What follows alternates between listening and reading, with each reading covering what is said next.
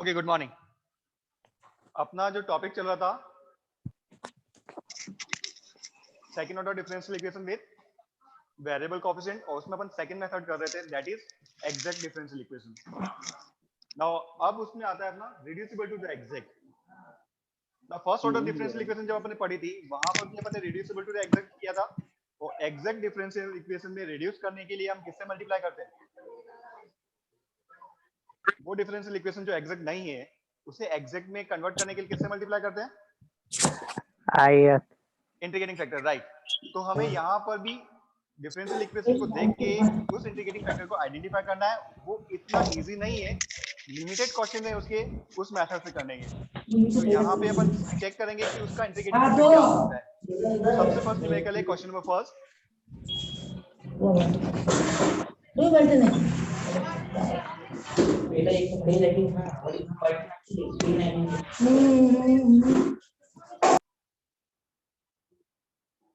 तो अपना first numerical है question number first, sin square x d2y by dx square equals to 2y। Now exact की जो differential equation थी वो किस फॉर्म में थी? p not d2y by dx square plus p1 dy by dx plus p2y equals to q। और अगर equation exact है तो उसकी कंडीशन थी p2 minus p1 dash plus p not double dash equals to 0। Now इस equation को तो देखा जाए तो p नॉट की वैल्यू तो हो रही है sin स्क्वायर, p1 या है ही नहीं फर्स्ट ऑर्डर डेरिवेटिव तो 0, और p2 की वैल्यू हो जाएगी 2, और q equals to right hand side आपका 0 है। तो इक्वेशन सेटिस्फाई हो रही है? नहीं हो रही है। अभी इक्वेशन सेटिस्फाई हो रही है क्या? जो गिवन डिफरेंशियल इक्वेशन है solve sin square x d2y by dx square equals to 2y, नहीं हो रही है। तो इसे हम चेंज करेंगे सेकंड फॉर्म में। We can write this d2y by dx square, sin square से डिवाइड कर देंगे तो ये आपका हो जाएगा माइनस, लेफ्ट हैंड साइड में लेके आ गए 2y को, माइनस का 2 अपॉन sin स्क्वायर 1 अप, और sin का अपोजिट क्या होता है? cosec, तो 2 cosec square x y equals to 0, 2 cosec square x into y equals to 0। ये अपनी हो जाएगी डिफरेंशियल इक्वेशन। ना आप चेक करो एग्जैक्ट कंडीशन सेटिस्फाई हो रही है क्या? इस केस में p नॉट आपका क्या हो गया? p नॉट 1, p1 की वैल्यू 0, p2 की value minus 2 cosec square x, और q की वैल्यू भी आपकी 0 हो जाएगी। चेक करो कंडीशन सेटिस्फाई हो रही है क्या?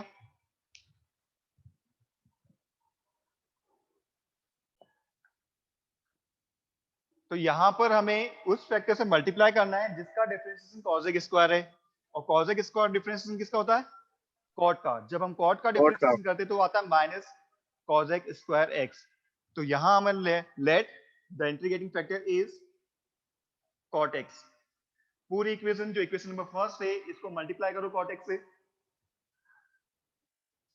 जो इक्वेशन नंबर फर्स्ट है उसको cot x से मल्टीप्लाई करेंगे तो आपकी इक्वेशन हो जाएगी cot x d2y by dx square minus 2 cot x into cosec square x y equals to 0। Equation number second. अब यहां पे चेक करो, अब p नॉट जो आ रहा है अपना, इस केस में p नॉट की वैल्यू है cot x, p1 की वैल्यू है 0, p2 की वैल्यू आपकी हो जाएगी minus 2 cot x into cosec square x, और q की वैल्यू है 0। चेक करो कंडीशन चेक करो सेटिस्फाई हो रही है या नहीं। p2 minus p1 dash plus p not double days equal 0, ये आपका 0 आना चाहिए।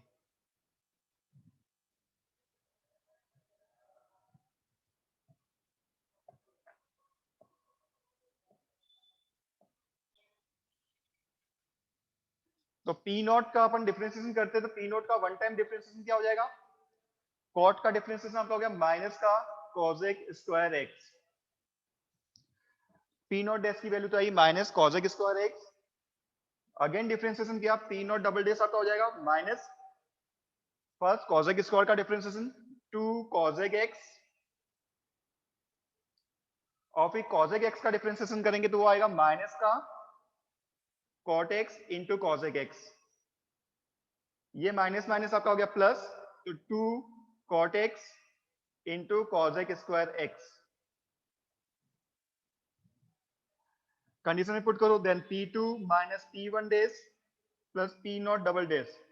p1 डेज तो p1 तो ऑलरेडी जीरो है अपना, p2 माइनस का 2 cot x cosec square x है और p not double dash plus का है तो इक्वल टू जीरो आ गया। Hence the equation is exact. Equation किस फॉर्म में आ गई आपकी? Exact. Hence the equation is exact. Then its first integral is given by then its first integral is given by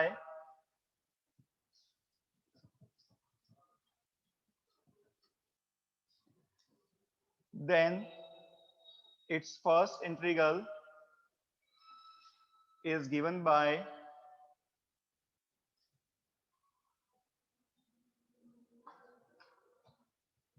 first integral is given by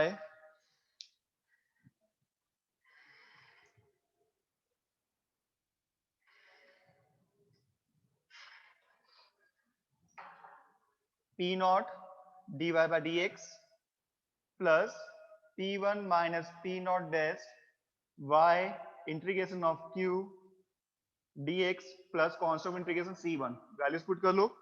p naught की value cot x dy by dx plus p1 अपना zero है, minus p naught dash की value minus का cosec square minus minus plus का cosec square हो गया ये, y integration of q क्या है? जीरो, तो वो पार्ट जीरो होगा क्योंकि कांस्टेंट c1 अपन ऑलरेडी ले चुके हैं, तो इक्वल्स टू c1। ये q की वैल्यू जीरो है तो ये पार्ट आपका जीरो हो गया। कांस्टेंट ऑफ इंटीग्रेशन अपन ऑलरेडी कंसीडर कर चुके हैं c1। ये आपकी कौन सी होगी? First order linear differential equation dy by dx plus py equals to q form. कौन सी फॉर्म होगी? First order linear differential equation. ये फॉर्म है अपनी dy by dx plus py equals to q। q1 ले लेते हैं क्योंकि q अपन ऑलरेडी यूज कर चुके हैं, तो cot x से डिवाइड करेंगे। cot x से डिवाइड करो तो अपनी इक्वेशन आएगी dy by dx plus cosec square x upon cot x into y equals to c1 upon cot। cot का अपोजिट क्या होगा? cot का अपोजिट tan, तो यहां पे आ गया c1 tan x। इसे दे देते अपन इक्वेशन नंबर 4। तो ये है अपनी linear differential equation of first order. p की value cosec square x upon cot x compare करेंगे तो, और q1 जो राइट हैंड साइड वैल्यू है वो आपका है c1 tan x। Integrating factor निकालो तो अपना इंटीग्रेटिंग फैक्टर हो गया e raise to power p dx। e raise to power p की वैल्यू है cosec square x upon cot x। तो e रेज़ टू पावर, अगर cot को t मानते हैं तो dt क्या हो जाएगा? Minus cosec square x dx।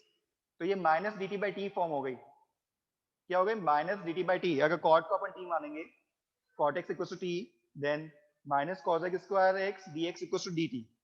तो ये आपका हो गया माइनस का dt बाई टी, और 1 बाई टी का इंटीग्रेशन था log t, और t किसे माना था? cot x को। माइनस को एलिमिनेट करेंगे तो ये आपका हो गया log cot x raise to the power minus 1। log से एक्सपोनेंशियल कैंसिल आउट हो जाएगा, तो आपका इंटीग्रेटिंग फैक्टर आ रहा है 1 बाय cot x, या उसे लिख सकते हो tan x। इंटीग्रेटिंग फैक्टर क्या आ रहा है? 1 बाय cot x, जिसे आप tan x लिख सकते हैं। तो सॉल्यूशन क्या हो जाएगा इसका? Then the solution is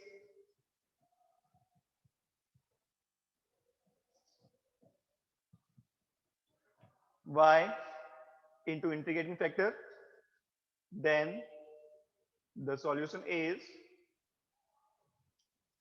y multiply by integrating factor। ये इंटीग्रेटिंग फैक्टर फर्स्ट ऑर्डर वाला है, integration of q1 integrating factor dx plus constant integration c2। क्योंकि अपन c1 ऑलरेडी यूज कर चुके हैं तो ये अपना हो जाएगा c2। तो y इंटीग्रेटिंग फैक्टर आपका क्या है 10x इक्वल टू Q1 की value Q1 C1 10x right hand side value multiply by integrating factor 10x plus C2 तो y 10x integration of C1 10 square x क्या 10 स्क्वायर x का हम direct integration कर सकते हैं 10 स्क्वायर x का हम डायरेक्ट इंटीग्रेशन कर सकते हैं क्या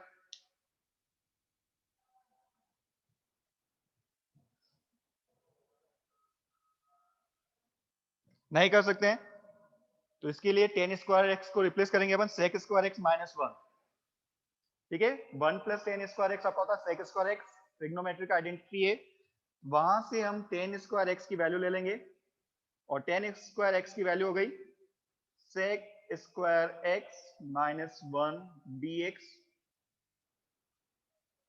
प्लस कॉन्स्टेंट इंटीग्रेशन C2 अब इंटीग्रेशन कर लो y equal to 10x C1 अपना कांस्टेंट है sec स्क्वायर x का इंटीग्रेशन आपका हो गया 10x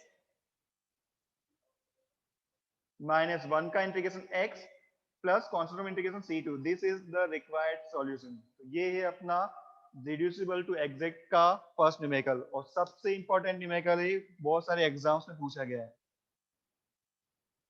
चेक कर लो यहां कोई प्रॉब्लम किसी को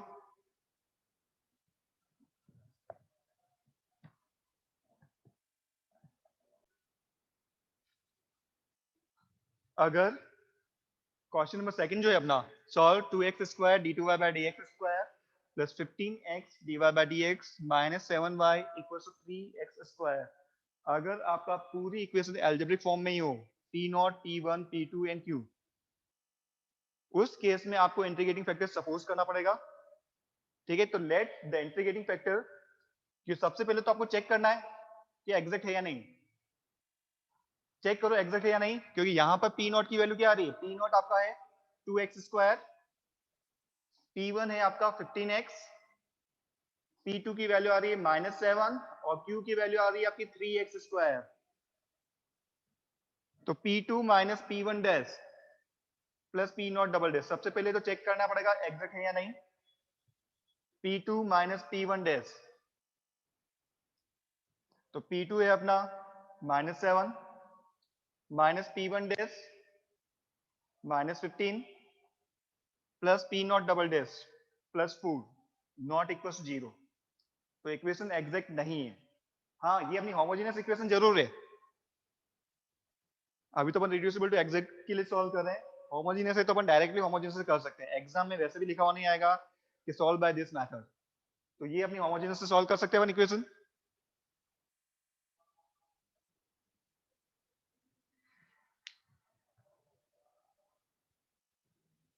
तो एग्जाम में अगर आपको आइडेंटिफाई हो जाए कि होमोजेनियस से सॉल्व करना है तो हमें होमोजेनियस ही अप्लाई करना है एग्जैक्ट या रिड्यूसिबल टू एग्जैक्ट पे नहीं जाना है सबसे बेस्ट मेथड जो है वो तीन ही है homogeneous change of independent and variation of parameter जो डायरेक्टली अपन को पता होगी तो ज्यादा नहीं सर्च करना कि कौन सा मेथड अप्लाई कर सकते हो अगर होमोजेनियस दिख रहा है तो आपको होमोजेनियस मेथड ही यूज करना है ना यहाँ अपनी इक्वेशन एग्जैक्ट नहीं है इसलिए हमें एक इंटीग्रेटिंग फैक्टर सपोज करना पड़ेगा let the integrating factor is x raise to power m integrating factor को क्या सपोज कर दिया x raise to the power m is our integrating factor now multiply this integrating factor to given equation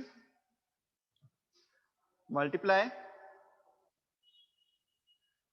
integrating factor with given equation multiply करो x raise power m से multiply कर रहे तो ये हो गया 2x raise to power m plus 2 d2y by dx square plus 15 x raise to power m plus 1 dy by dx minus 7 x raise to power m y equals to 3x raise to power m plus 2 equation number second और जैसे हम integrating factor से multiply करेंगे आपकी equation क्या हो जाएगी exact में रिड्यूस हो जाएगी जैसे ही हम इंटीग्रेटिंग फैक्टर से मल्टीप्लाई करेंगे और equation is reduce into the exact form, यानी आपकी ये कंडीशन सेटिस्फाई होगी, एग्जैक्ट की कंडीशन सेटिस्फाई होगी। यहां पर P2 की वैल्यू क्या है, P0 तो है आपका 2x⁻m+2, P1 15x⁻m+1 और P2 की वैल्यू है -7x⁻m। वैल्यूज पुट करो, -7x⁻m P2 की value minus P1 dash, differentiation करो इसका, तो -15m+1 x⁻m plus P0 double dash, 2 time differentiation है, P0 की 2 बार डिफरेंशिएशन करना है, 2 फर्स्ट टाइम करेंगे तो m+2 आ जाएगी पावर, और अगेन डिफरेंशिएशन करेंगे तो m+1 x⁻m इक्वल टू 0। यहां से अपना x⁻m कॉमन आ जाएगा, -7 -15m -15 प्लस इसको मल्टीप्लाई करेंगे m², 2m² 2m plus m 3m into 2 plus का 6m and 2 into 2 plus 4 equal to 0। Simplify करो इस इक्वेशन को, x⁻m 2m² प्लस का 6m -15 प्लस 6 माइनस का 9m -15 -7 माइनस का 22 प्लस 4 -18 इक्वल टू 0।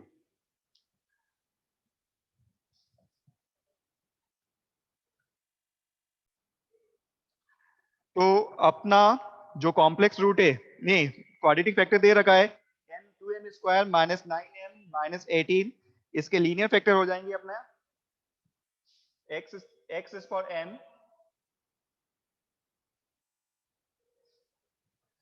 इसके लीनियर फैक्टर अपने हो जाएंगे 2m + 3 into m - 6, 2m + 3 into m - 6 equal to 0।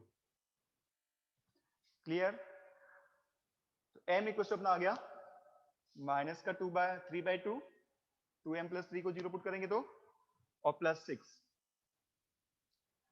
अब दोनों के लिए अपन को सॉल्यूशन निकालना है, हम केस फर्स्ट ले रहे हैं m = 6। तो अपनी इक्वेशन नंबर सेकंड जो दे रखी है, यहां आपको m = 6 पुट करना है, पुट करो m = 6 in equation number second. हमें इक्वेशन नंबर सेकंड के अंदर m = 6 पुट करना है।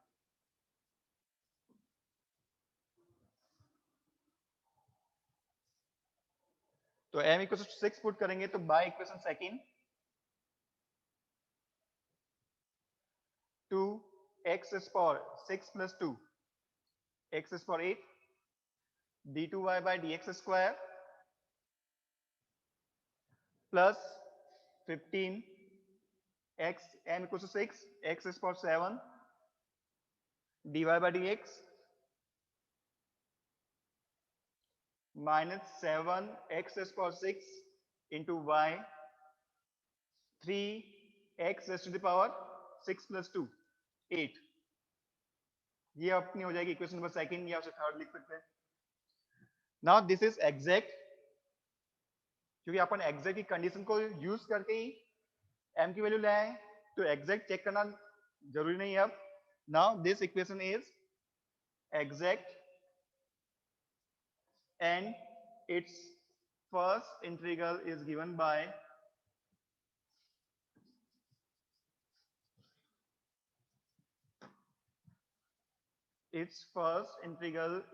by p0 dy/dx plus p1 minus p0 dash y equals to integration of q dx plus c1।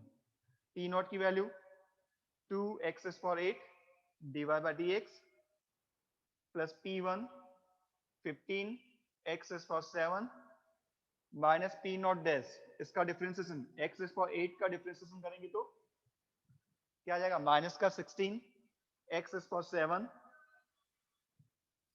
y integration of q, right hand side value 3x raise power 8 dx plus c1।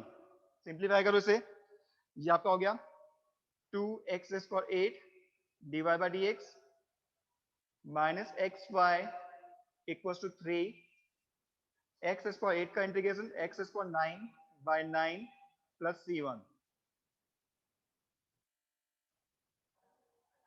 ये आपकी होगी first order linear differential equation.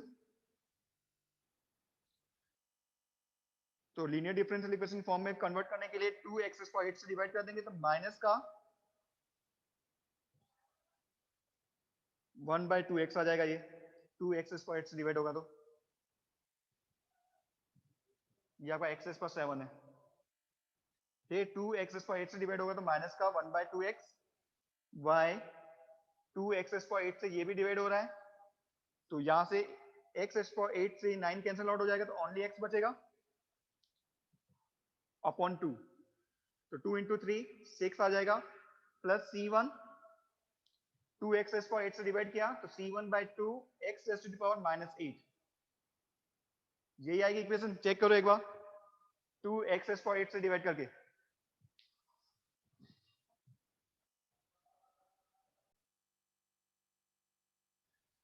इसका integrating factor निकाल लो।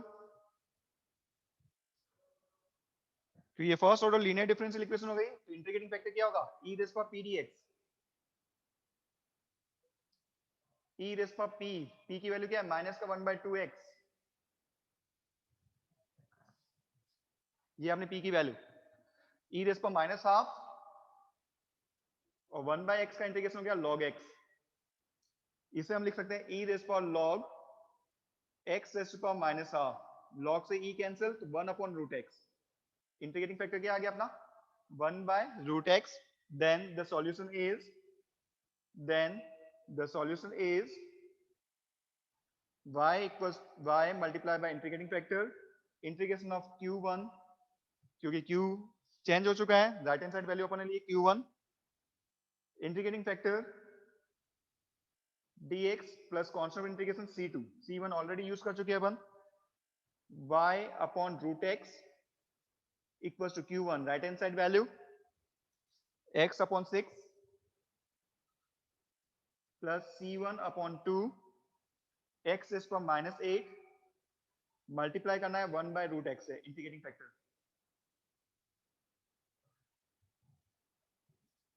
Simplify करो उसे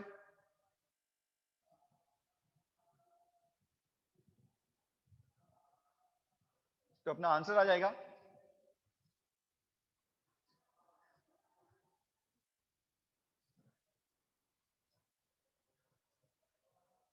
y upon root x integration of x upon root x आपका हो जाएगा under root of x by 6 plus c1 by 2 x is from minus 8 और माइनस हाफ कितनी हो जाएगी power x is from minus 8 minus half power कितनी हो जाएगी अपनी